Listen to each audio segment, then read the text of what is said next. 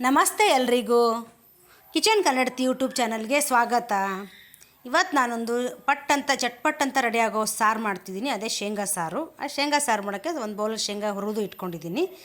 ಮತ್ತು ಖಾರದ ಪುಡಿ 1 ಟೀ ಸ್ಪೂನು, ಸಾಂಬಾರು ಪುಡಿ 1 ಟೀ ಸ್ಪೂನು, ಅರ್ಧ ಟೀ ಸ್ಪೂನು ಧನಿಯಾ ಪುಡಿ ಮತ್ತು ಸ್ವಲ್ಪ ಉಪ್ಪು ತೊಗೊಂಡಿದ್ದೀನಿ ರುಚಿಗೆ ತಕ್ಕಷ್ಟು.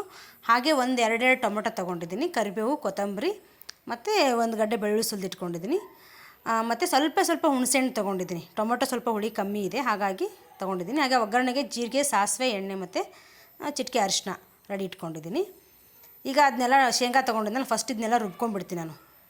ಶೇಂಗಾ ಮತ್ತು ಇದೆಲ್ಲ ತೊಗೊಂಡಿದ್ದೆನಲ್ಲ, ಟೊಮೊಟೊ, ಕೊತ್ತಂಬರಿ, ಕರಿಬೇವು, ಬೆಳ್ಳುಳ್ಳಿ. ಕರಿಬೇವು ನಾನು ರುಬ್ಬಕ್ಕೂ ಹಾಕ್ತೀನಿ, ಯಾಕಂದರೆ ಅದು ರುಬ್ಬೋದ್ರಿಂದ ಒಳ್ಳೇದಲ್ಲ. ಕರಿಬೇವು ಇವಾಗ ಒಗ್ಗರಣೆಲಿ ಹಾಕಿದ್ರೆ ನಾವು ಸೈಡಿಗೆ ಎತ್ತಿಟ್ಬಿಟ್ಟು ತಿಂತೀವಿ. ಅದೇ ಒಗ್ಗರಣೆಲಿ ರುಬ್ಬೋದ್ರಿಂದ ಹೇಗೂ ನಾವು ತಿಂತೀವಿ, ಹೊಟ್ಟೆಗೆ ಸೇರುತ್ತೆ. ಹಾಗಾಗಿ ನಾನು ಸ್ವಲ್ಪ ಏನೇ ಒಂದು ಅಡುಗೆ ಮಾಡಿದ್ರು ಕರಿಬೇವನ್ನ ನಾನು ಮಿಕ್ಸಿ ಮಾಡ್ಕೊತೀನಿ, ರುಬ್ಬಕ್ಕೆ ಹಾಕ್ತೀನಿ ಸ್ವಲ್ಪನಾದರೂ. ಮತ್ತು ಈಗ ಮಸಾಲೆ ಎಲ್ಲ ತೊಗೊಂಡಿದ್ನಲ್ಲ, ಅದನ್ನು ಇದ್ರ ಜೊತೆನೇ ಒಟ್ಟಿಗೆ ರುಬ್ಕೊಂಡ್ಬಿಡ್ತೀನಿ. ಒಟ್ಟಿಗೆ ಹದವಾಗಿ ಒಂದೇ ಥರನೇ ಅದು ಇವನಾಗಿ ಮಿಕ್ಸ್ ಆಗುತ್ತೆ ಮಸಾಲ ಅದೆಲ್ಲನೂ ಒಟ್ಟಿಗೆ. ಸ್ವಲ್ಪ ಉಪ್ಪು ಹಾಕ್ಕೋತೀನಿ. ಆಮೇಲೆ ಬೇಕಾದ್ರೆ ನಾವು ಉಪ್ಪು ಒಗ್ಗರಣೆ ಮಾಡಿದ್ಮೇಲೆ ಕಮ್ಮಿ ಅನಿಸಿದ್ರೆ ಹಾಕ್ಕೋಬೇಕು. ನಾನು ಸ್ವಲ್ಪ ಹಾಕ್ಕೊಂಡಿದ್ದೀನಿ. ಸ್ವಲ್ಪ ನೀರು ಹಾಕ್ಕೊಂಡು ರುಬ್ಕೊಂಡೆ ನೈಸ್ಗೆ. ಈ ಥರ ಆಗಿದೆ. ಇವಾಗ ಇದನ್ನು ಒಗ್ಗರಣೆ ಮಾಡ್ಕೊಳ್ಳೋಣ. ಒಗ್ಗರಣೆಗೆ ನಾನು ಒಂದು 2 ಸ್ಪೂನು ಎಣ್ಣೆ ಹಾಕ್ಕೊಂಡಿದ್ದೀನಿ, ಒಂದು 2 ಸ್ಪೂನು.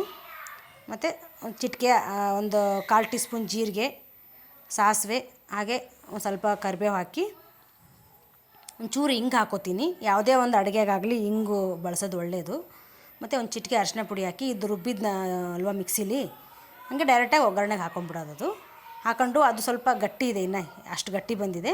ಇವಾಗ ತಿರ್ಗಾ ನಾನು ಮಿಕ್ಸಿ ಜಾರಲ್ಲಿ ಇನ್ನೊಂದು ಸ್ವಲ್ಪ ಇದೆ, ಹಾಗಾಗಿ ಅದಕ್ಕೆ ಸ್ವಲ್ಪ ನೀರು ಹಾಕಿ ಮತ್ತೆ ಇನ್ನೊಂದು ಲೋಟ ನೀರು ಹಾಕಿದೆ. ಸ್ವಲ್ಪ ಗಟ್ಟಿ ಅನ್ನಿಸ್ತು ಸಾಂಬಾರದು. ಅದು ಹೆಂಗಾಗುತ್ತೆ ಅಂದರೆ ಕುದೀತಾ ಸ್ವಲ್ಪ ಗಟ್ಟಿ ಬಂದುಬಿಡುತ್ತೆ. ಹಾಗಾಗಿ ಒಂಚೂರು ತೆಳು ಮಾಡಿಕೊಂಡ್ರೆ ಅದು ಕುದ್ದಂಗೆ ಒಂದು ಕುದಿ ಬಂದಮೇಲೆ ಗಟ್ಟಿ ಆಗುತ್ತೆ. ಇನ್ನೂ ಅದು ಕುದಿ ಬಂದಿಲ್ಲ, ಜಸ್ಟ್ ಇಷ್ಟು ತೆಳುವಾಗಿದೆ.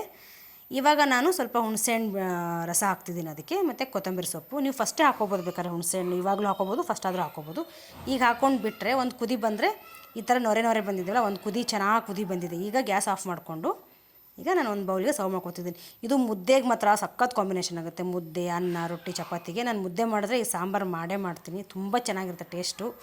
ನಿಮಗೂ ಈ ವಿಡಿಯೋ ಇಷ್ಟ ಆದರೆ ಪ್ಲೀಸ್ ಲೈಕ್ ಮಾಡಿ, ಶೇರ್ ಮಾಡಿ, ಸಬ್ಸ್ಕ್ರೈಬ್ ಮಾಡಿ, ಬೆಲ್ ಐಕನ್ ಕ್ಲಿಕ್ ಮಾಡೋದನ್ನು ಮರಿಬೇಡಿ. Thanks for watching.